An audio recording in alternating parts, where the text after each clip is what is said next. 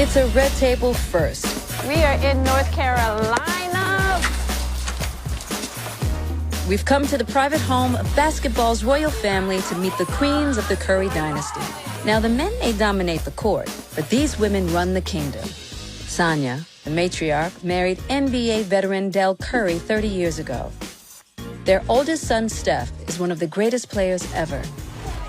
He was just 15 when he met Aisha, who became his wife, and a one-woman empire. She's a superstar chef, a cover girl, and the mother of their 3 children. Their middle child, Seth Curry, is also an NBA baller. He's newly engaged to Callie Rivers, the mother of his child, and daughter of NBA legend Doc Rivers. The youngest Curry, Sadell, is a social media influencer who married yet another NBA player, Damian Lee. We heard this is the biggest table yet. Yeah. We like setting records.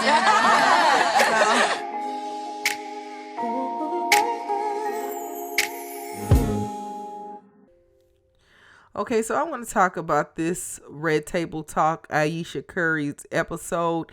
And I really thought the conversation would go more toward talking about groupies, but it looks like people are zeroing in on the comment that she made about wanting male attention. And she didn't even say that she want male attention. She said that she doesn't get any kind of male attention. Okay.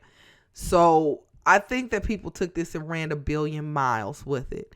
Do I think Miss Curry has a little insecurity? Yeah, I think she may have a touch of insecurity. And I saw this before the comment that was made, how she inserts herself when her husband is engaging in conversation and everything like that. I can see that there's a little insecurity there. But why do we attack women that are insecure, that are clearly insecure? Like the little Kims and the people who are wearing weaves or contacts, we attack them instead of assuring them that, hey, you are beautiful, you are gorgeous. Sometimes a person needs that. And also, I want to clarify something. What is validation? If you look at the definition, is to check or to prove the validity of something. So when people say, oh, you can validate yourself or just validate yourself, it doesn't really work like that. It's almost like me cooking a pot of spaghetti and then I turn around and validate that it is good. No, you get other people in there and you ask them how it tastes, and that is your validation. So I think I think we try to be politically correct and we try to sound good and sound right and sound like everything is about pulling it out of self. But when you really think about it, every day we get validation from other people. When you go to work and your boss say, well done, that is validation. When you get that job that you've been wanting, that is validation. When you work hard and you get an A on your test, that is validation. When that makeup that you done and put on your face and someone say, oh, you look cute, that is validation. And I know we say, oh, we don't need that. We don't need anything. Everything that we have, it comes from within. That is something you have to grow to. And I don't know if you ever grow to a point where you can validate yourself. That would be kind of narcissistic right there. I don't know if that's actually, there's a way to do that and not be narcissistic.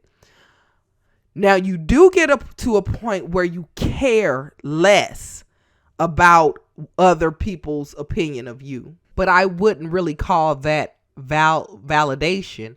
I would call that growing and maturing. You just get to a point where you don't care about those things.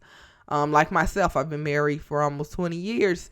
And so you do get to a point where you may not care about other attention or anything like that. You may get to that. And that happens as you grow older, just naturally. But just think about being a kid. Say if you had a best friend and this best friend, I don't care how she looked. She could look like the bottom of my shoe. But if she was constantly getting praises and approval and you weren't, what would end up happening? I mean, if you never got that validation or approval, but you saw the person close to you getting all those praises and approval. I mean, what do you think will happen? Do you think you'll have a little insecurity? Okay, so I mean, let's be human for a minute. Okay, let's not be politically correct, but let's just be human and be able to understand and empathize with a person rather than tear them down and call them names, because I don't think she was going this route at all. I don't think she was saying that, oh, I need all this male attention and I need attention. I just think that it was a young lady that is a tad bit insecure, and her husband get all this attention, and she has this anxiety and maybe a little bit of jealousy, and no one's checking for her. No one's telling her, she's the worthless wife. Okay, so let's just paint the picture differently. And quite honestly, the bigger takeaway from this, the more positive takeaway for this should be that a person that is considered the ideal type of beauty, that they too can be insecure. And I think that it's important for people to see that even though you may have all of this, you may be beautiful, you may seem that you have all of this, you can be insecure as well, like any other human. But before I end this, I wanted to talk briefly about what I really wanted to talk about when I discussed Red Table Talk. I wanted to talk about how they brought up how sometimes there's groupies there and how do you put them in their place or whatever. Jada Pickett asked that question. I want to say that you cannot put a groupie, another woman, a mistress, none of that in their place, okay? It is completely up to the man.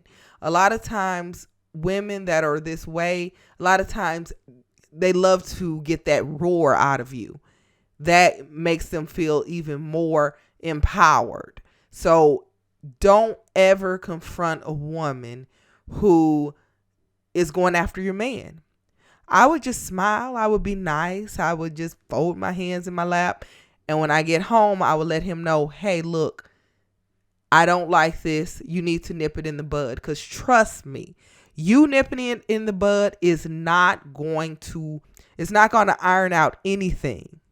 Okay? You can't nip it in the bud.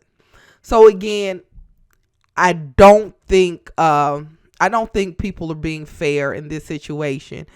This is the risk you take when you put it all out there. That's why people become more aloof, because when you bare all your business and you talk about these things publicly, you leave it up for scrutiny and for people to misunderstand your character. So that's all I have to say about that. I really do hope that she have people around her that is going to love on her with all these comments floating, and let her know that with all her anxiety that she has, I hope that she won't fall into a depression or anything based on the comments that people are making about her. So, all right, guys, please comment below. Let me know what you think. Do you think she's being narcissistic, or do you think it's just something that she's going through? It's human nature, not a big deal. All right. See ya.